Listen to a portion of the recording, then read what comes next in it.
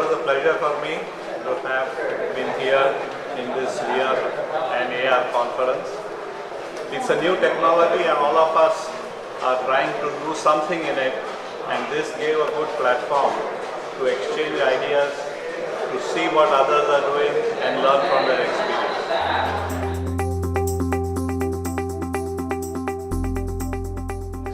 Yes, of course. I learned what are the limitations of this technology, what is the future of this technology, and why people are implementing this in spite of the hurdles that seem to be there. I was able to meet 3-4 interesting people and saw what they had to present and what they had to offer, and I hope to continue the relationship by engaging them with what I am doing in the next 6 months.